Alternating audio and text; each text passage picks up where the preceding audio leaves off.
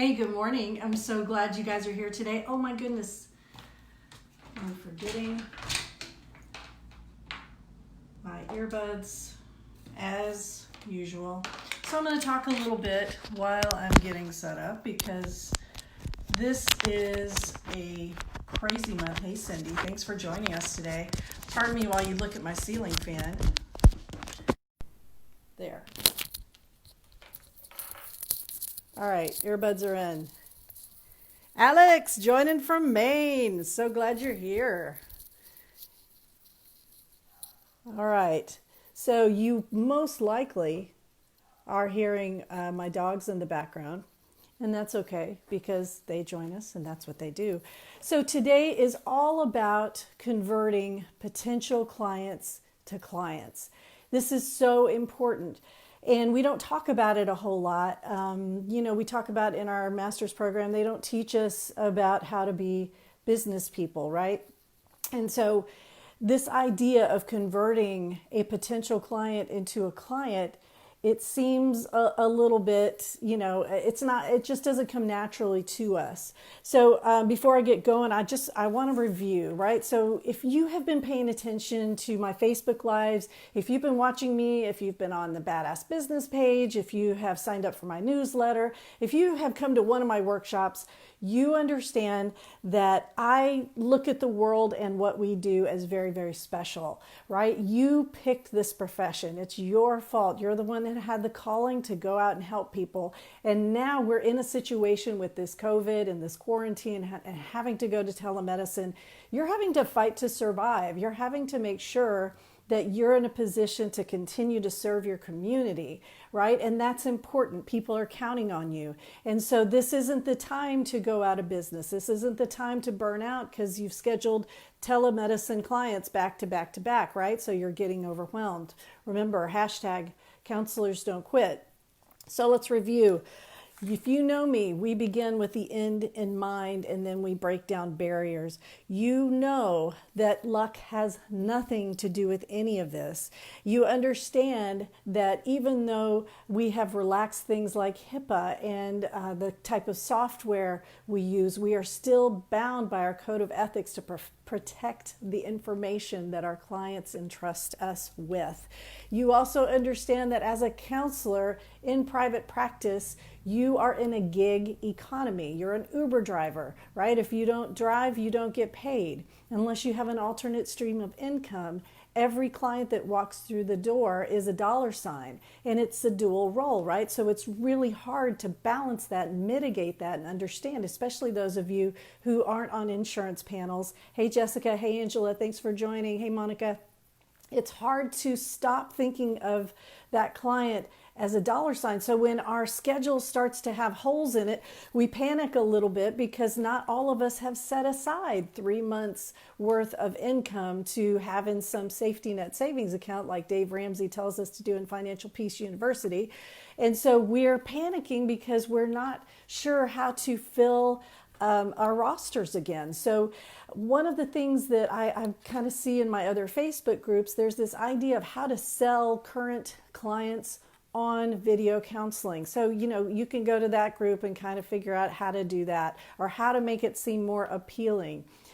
So I'm coming from a little bit of a different angle because I think when I think of my potential client, it's pretty universal, right? So this is something that I would use to sell anything that I believe in, right? And so just to make sure you understand, I think of you as a Bentley, right? What you are selling is a Bentley. And I think a lot of times in your mind, you're thinking of yourself like some kind of smarmy used car dealer. Like you've got to convince somebody that you haven't rolled back the odometer and that the tires aren't already 100,000 miles into their life, right? You feel like you're having to convince someone to get your services, right? And that's your own self-esteem stuff. That's your own countertransference, right? That's stuff you got to go work out with your therapist. What you're selling, who you are a Bentley, right? So how do you purchase a Bentley? Unfortunately, I don't know. I've never bought one, never even been into a dealership. So I'm imagining right now, I'm like Einstein, I'm doing a thought experiment. So I'm imagining that I walk in to the Bentley dealership because I already know what I want.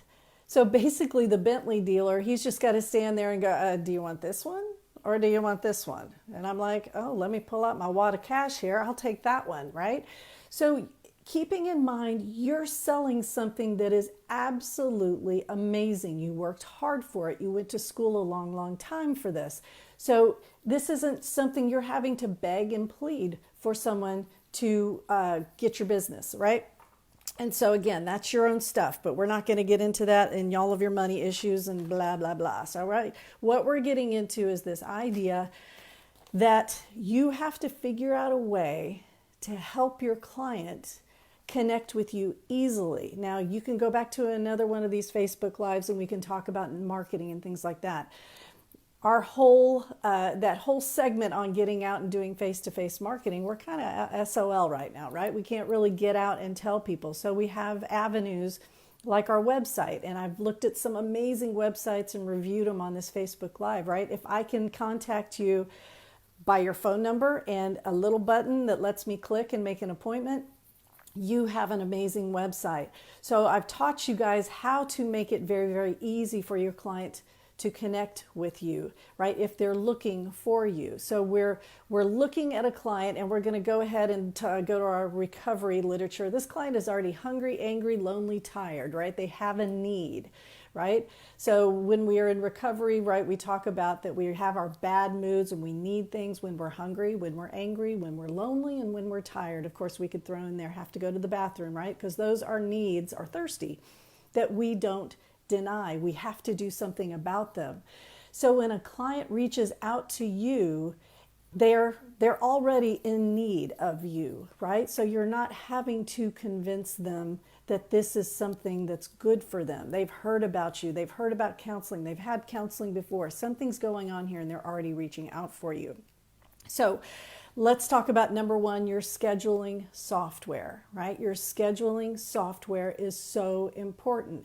If you're still trying to get by with something that's a little bit free, and I don't have anything against that as long as it's HIPAA compliant. I want to make sure anything that stores information is also HIPAA compliant. You have to have a way for your client to schedule an appointment. And when they schedule the appointment, you get their name, you get their phone number, and you get their email. And they filled that out, right? So they're on your website, they're wanting to make an appointment, they're scheduling, they're putting in their name, their phone number, and their email, right? That was me being your client filling out my information. So you see that 10-minute consultation pop up on your calendar, you're in a headspace to be able to deliver the following information. What I'm going to talk about is a 10-minute consultation, but actually it's only about 3 or 4 minutes. It's not that long. And there are some important elements to it. So by the time you finish this live video, by the time I'm finished telling you this stuff, you're going to know what these components are. Now, you may not like all the components. You may say, you know, Kate, I've got this other way that I do things. That's awesome. I would really, really encourage you, though, to consider keeping these components in there. So the first part is the scheduling software. If you don't have one, get some. Clients schedule with you on your terms. You take your time, you take a deep breath, you call them back, and that allows you to have good boundaries too. So we always talk about achieving balance in our life, right? So you're not having to return phone calls on family time. You're returning phone calls during your business day. So you're picking up the phone and you're calling the number that this person has already reached out to you. Remember, they've already expressed interest in you. They're already saying, hey, I'm hungry, I'm angry, I'm lonely, I need help, right? So you're going to answer the phone and you're going to say, hi, is this John Smith? Let them confirm, right? Yes, this is John Smith. Hey, this is Kate Walker. I'm calling you for your 10-minute consultation. Don't stop talking. The more pauses you leave, the more the client is going to tell their story. That's not a bad thing. But remember, one of the things, if you took marriage and family at Sam Houston State University, you learned from Dr. Brune, you must win the battle for structure. The client can win the battle for motivation, right? We want them to be highly motivated, but the counselor has to win the battle for structure. So I'm going to keep talking. Hey, this is Kate Walker. I'm calling you for your 10-minute consultation. Tell me a little bit about what's going on. Pause. So I'm telling them to tell me a little bit. Now, they're not going to hear that because they're nervous. Remember, they're nervous. When anxiety goes up, cognition goes down. So they're not going to hear any kind of a spiel that I give them about my education and what counseling can do and how it's a wonderful thing and it's mysterious and we don't know how it works. We're not doing any of that. You're going to ask them to tell you a little bit about what's going on. So there's an implication there. You're dropping a hint. You're planting a seed that there's a beginning, a middle, and end to this consultation. For those of you who've never done this before, the temptation is to let them keep talking, to continue the conversation, keep it going, keep it going. Again, achieving balance in your life and in your business, that's not always productive, okay? You've got your screen open in front of you, right? Hey, Maureen, thanks for joining. So you're taking notes. You're going to take notes in your HIPAA-compliant scheduling software so that you can refer back to this later. And I'm going to tell you why that software is important in just a minute. So, hi, this is Dr. Kate Walker. I'm calling you for your 10-minute consultation. Is this John Smith? John Smith says, oh yeah, hey, yeah, great, thanks for calling. Awesome. Tell me a little bit about what's going on. John is going to tell me a little bit about what's going on. What I'm listening for is for my niche, my specialty. So if he says, I've got a 6-year-old, immediately, bam, I'm thinking referral list, right? I've got a list of amazing therapists in the Woodlands area who see kids. Excuse me. Sorry. Not COVID. Allergies. I've got an amazing referral list in the Woodlands of therapists who see kids, and I'm not one of them, right? So I don't see kids. So I'm going to let him tell his story, but at the end, I'm going to say, hey, I hate to tell you this. I'm sorry I don't see kids, but let me tell you 3 folks who can, and I'll even look them up while I have this person on the phone, all right? So, hey, Elizabeth, thanks for joining. I've even got a Facebook group with these highly trained professionals that I can go to. I can enter a search term, like 6-year-old, and I can see 3 or 4 people that pop up immediately in the Facebook group. So I'm talking to this person on the phone and I'm able to give them 2 or 3 referrals. Okay, so that's for potential clients that we're pushing to other people. I know you came here to find out how to get those clients coming to you. So he tells his story. He says he's an adult. He says he's struggling in his marriage. He says he's working in the oil and gas industry, something that is clicking with me. Okay, this is a good fit. I could work with this person. The second thing I'm going to ask them is, okay, how did you hear about me? This is going to tell me if he's a referral from a marriage counselor, a referral from a business, maybe somewhere where I'm thinking, okay, maybe I've done some marketing there, or if it's just a Google search, which is going to tell me if my SEO optimization is pushing people to my website. All very, very good information. But the most important thing is if it's word of mouth. Well, you know, John Jacobs said that he came to see you and you're amazing and he really highly recommended you. Okay, confidentiality, right? I cannot confirm or deny that John Jacobson is my client, but I can say, oh, thank you, great. And later on, I can go back and see, okay, what did I see John Jacobson for, right? I have to make sure that I protect that confidentiality. You cannot say, oh, I'll make sure to tell John, thank you for referring me. No, you're not. You're not going to say that you're even seeing this person, right? But now you have a clue as to your marketing efforts, what's working, what's not. So, hi, tell me a little bit about what's going on. They talk, you say, great, how did you hear about me? They tell you, clink, all right, now I know how my marketing's working. Now I can ask them, have you had counseling before? Now, if they answer yes to this, my next question is going to be, well, did you like it? Was it helpful? Right? And I'm going to put that in the notes because I need to know if they've used counseling before, if it was something that they know how to use, or if I've got a newbie here who has never been to counseling before, because that's going to change how I do this next part. All right? Sometimes the client books the 10-minute consultation and they're not sure what to ask, right? Especially the newbies. They really don't know, what do I ask? How do I know, right? I'm calling you. You tell me. So this is the part, I hope you guys are all listening. And if you're going to tune into this later, get your paper and pencil out. This is the part where you need to let them know what to expect from the process. A lot of people get confused here, right? Like I know I've got my buddy Alex on here, and she owns a pizza restaurant in Freiburg, Maine. So she could tell the person on the phone, my pizza is going to make it to where you're never hungry again. You are never going to want another pizza. My sub sandwiches will make you, handsome and rich, right? So she could make all these claims, but in the end, she has to go back to hungry, angry, lonely, tired, right? This is going to help your hunger. By the time you're finished eating my pizza, you can expect to be less hungry than you were when you walked in, right? And I'm sure there are other things. So now when you think about, at its very basic level, what is counseling and what can you expect from the first, second, and third session? All right, the first, the second, and the third session.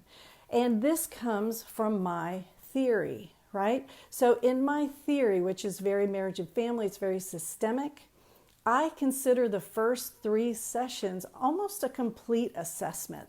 If it's a couple, I even extend that to 4 sessions. So I don't think in terms of I'm selling 1 session. For me to do my best work, I want to see you individual 3 times. For me to do my best work, couple, family, I want to see you 4 times. So what is the research on that? What is the data on that? Honestly, this is just where I come from in my theory and how I do counseling. So when I'm telling my client, potential client, on the phone during this 10-minute consultation, hey, let me tell you a little bit about how I do counseling. The first session, I'm going to ask you a lot of questions. It's going to feel like an interview.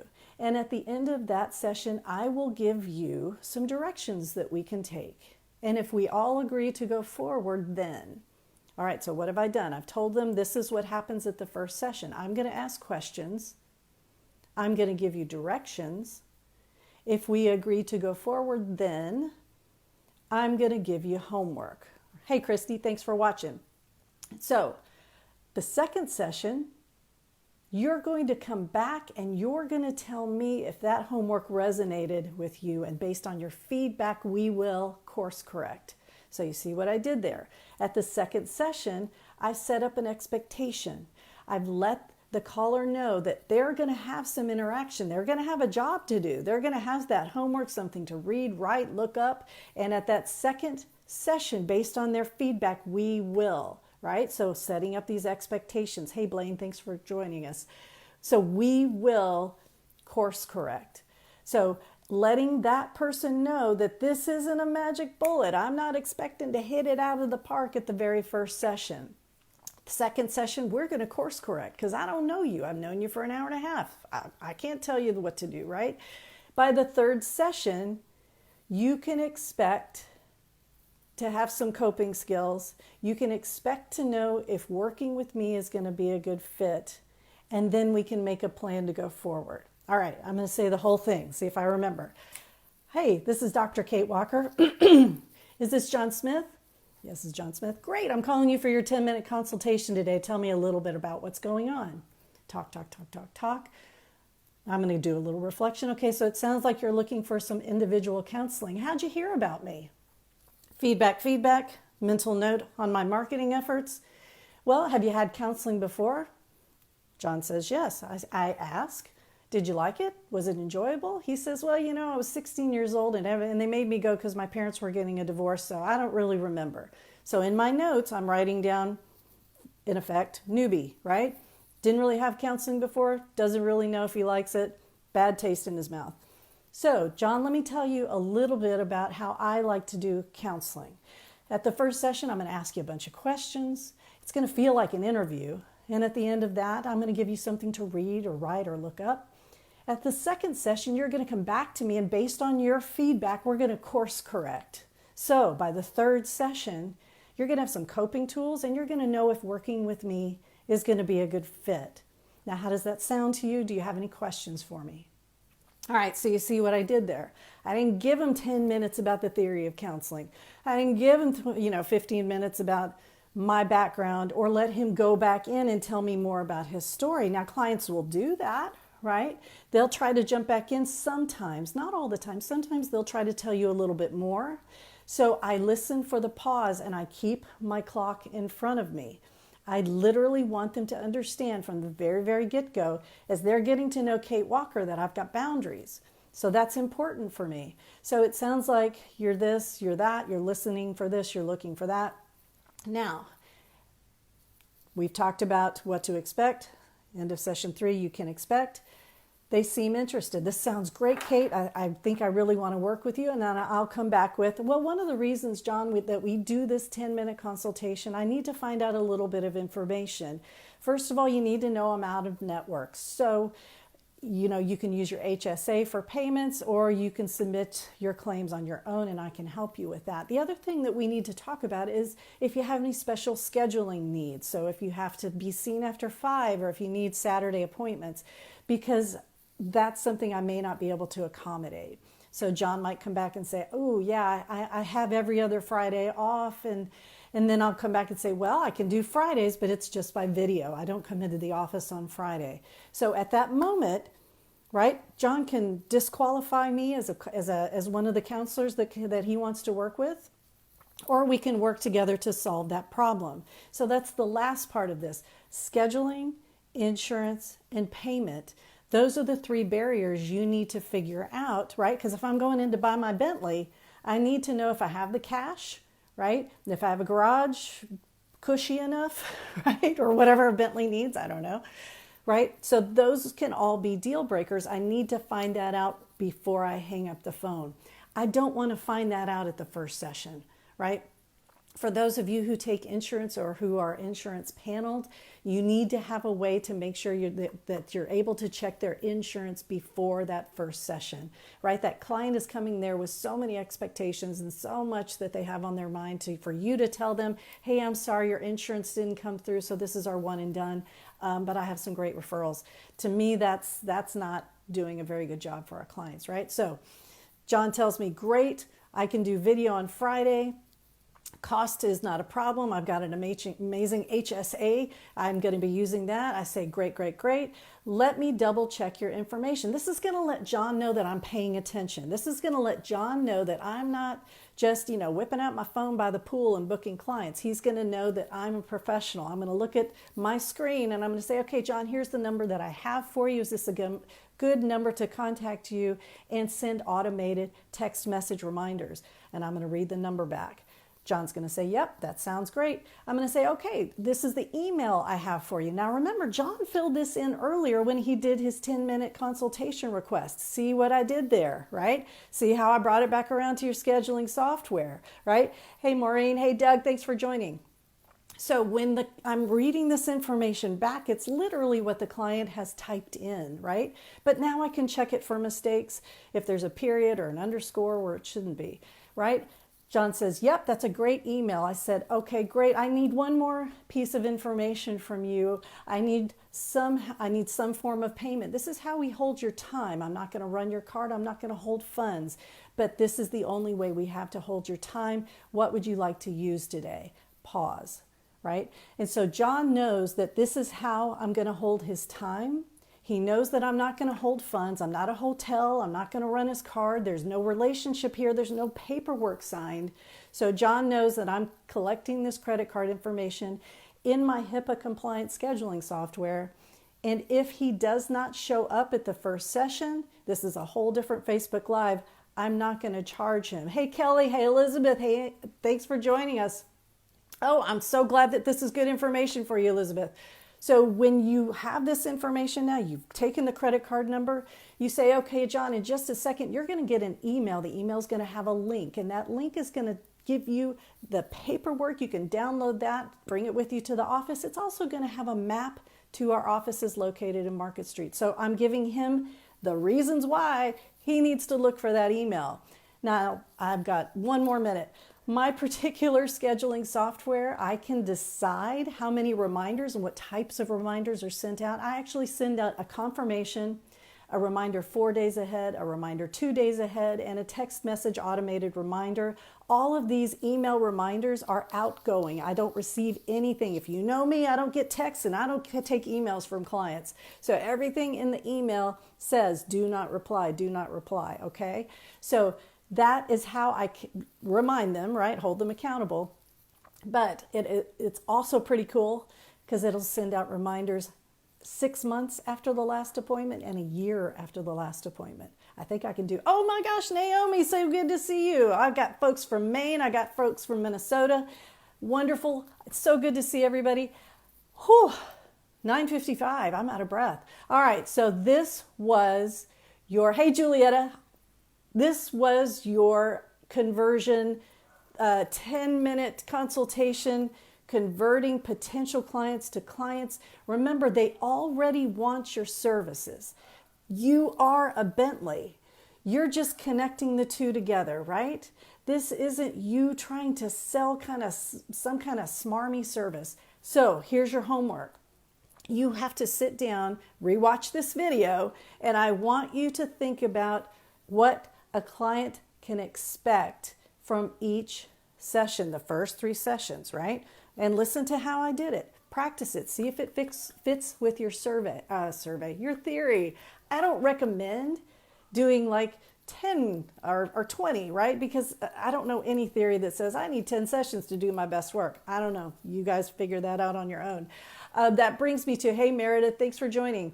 If you want more information, I'm going to tell you about my Bentleys, all right? I've got Badass Business Builders. It's a course. It's a membership. You get a free 30-minute consultation included with this. It's $150. You can renew it every year. We're working on getting a mastermind group going. It's for interns, associates, LPCs, LMFTs, whatever. Join it and you can start the conversation. It includes a course. It has discounts on the 40-hour training. So if you're thinking about becoming a supervisor, you actually get 10% off on that. I also have the Certified Counselor Supervisor. Y'all who are supervisors, I don't know why you're not in this membership, because you get all your free supervisor CEs for free. I just added 2 new ones, and they're technology courses. I have a 3-hour course on ACA best practices and supervision using technology. I've got a 2-hour course on HIPAA and technology. They're on my course site, katewalkertraining.com, katewalkertraining.com. But if you are a certified counselor supervisor, all of that is free. All right, I want to take care of you. All right, that's it. I'm out of time. Remember, hashtag counselors don't quit. I know that's what this says. Someday I'm going to have some software that'll flip it. You can actually read it. Counselors don't quit. We're not going to let a little COVID or Corona get us down, folks. We got to keep doing what we do best, right? It's your fault. You're good at this. Keep up the good work. I will see you.